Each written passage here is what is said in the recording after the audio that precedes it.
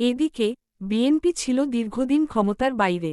বিপর্যয় আরও ঘনিয়ে আসে ২০০৮ সালের ডিসেম্বরে আওয়ামী লীগ নির্বাচনে জিতলে নানা অনিয়মের অভিযোগ তুলে খালেদা জিয়ার ঢাকা সেনানিবাসের শহীদ মইনুল রোডের বাড়িটির বরাদ্দ বাতিল করা হয়। পরে ২০১০ সালের ১৩ই নভেম্বর তাকে সেই বাড়ি থেকে উচ্ছেদ করা হয় যেখানে তিনি ৩৮ বছর ধরে বসবাস করেছিলেন। মূলত জিয়াউর রহমান প্রাণ হারানোর পর তৎকালীন সেনাপ্রধান হুসেইন মুহম্মদ এরশাদ টোকেন মূল্যে ওই ২.৭২ একর সম্পত্তি খালেদা জিয়াকে বরাদ্দ দিয়েছিলেন। এরপরও খালেদা জিয়ার বিপর্যয় শেষ হয়নি। ২০১৫ সালের জানুয়ারি থেকে খালেদা জিয়া গুলশানে তার অফিসে অবরুদ্ধ হন।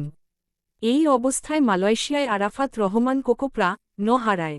পারিবারিক জীবনে ঝড় ঝঞ্ঝার এই সময়টাতে তিনি দলকে ভোলেননি।